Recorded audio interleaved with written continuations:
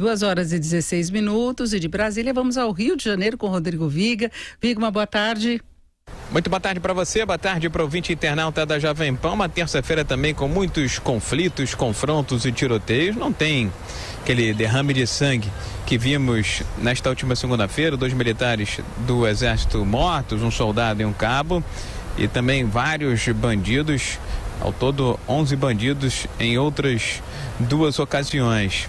Mas o fato é que as Forças Armadas permanecem naquele conjunto de favelas da Penha, Maré e Alemão, na zona norte da capital. O clima é tenso, pesado, carregado. As pessoas reclamam de alguns abusos e também da dificuldade de entrar e sair de casa.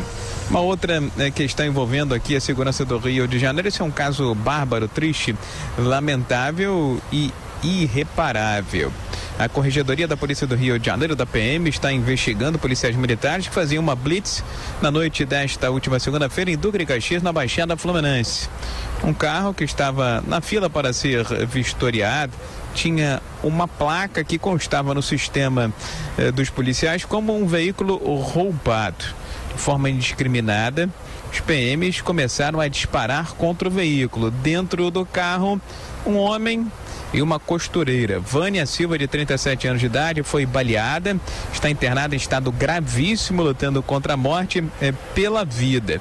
A primeira versão foi de que houve um equívoco da parte dos policiais que pensavam que se tratava de um carro sendo conduzido, dirigido por bandidos.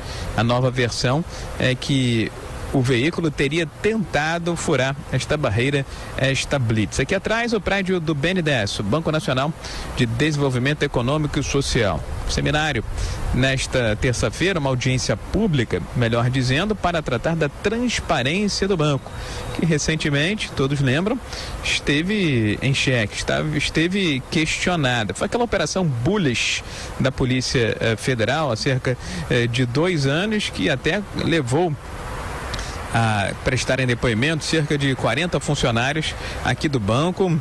Há suspeitas de que, à época, o presidente do BNDES, Guido Mantega, ex-ministro da Fazenda, tenha facilitado, tenha desrespeitado alguns ritos, alguns trâmites aqui do banco para justamente ajudar no empréstimo à família Batista, Wesley e Joesley Batista. Aquela operação teria causado um prejuízo da ordem de mais de R$1 bilhão ao banco.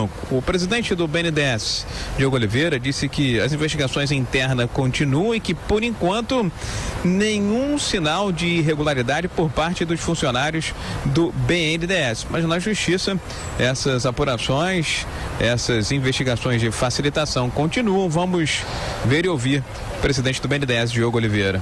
Além das investigações internas, tínhamos contratado especialistas internacionais para fazer toda a análise dessas operações. E o que nós temos até o momento é exatamente o que eu disse. Não há nenhuma evidência, nenhum indício de que tenha havido nenhum tipo de favorecimento a nenhum funcionário do banco.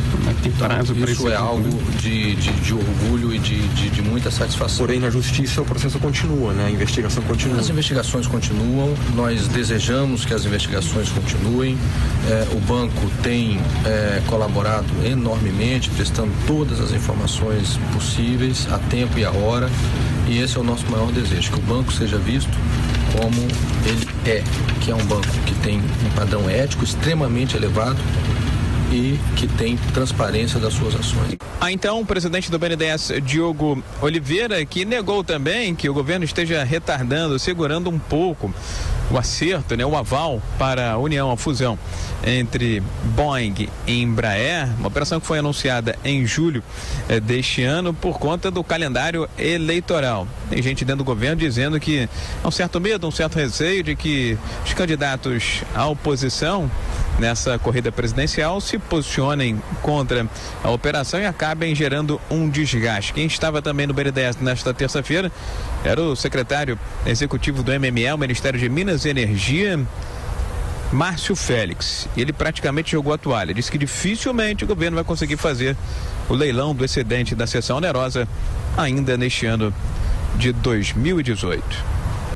Para as informações de Rodrigo Viga, agora em relação a essa situação do BNDES, de empréstimos irregulares que ocorreram no passado, os campeões nacionais que foram privilegiados aí com empréstimos que alavancaram as atividades desses grupos, como o Viga citou, a impressão que se tem é que tecnicamente os projetos estavam aí adequados às normas fixadas pelo BNDES.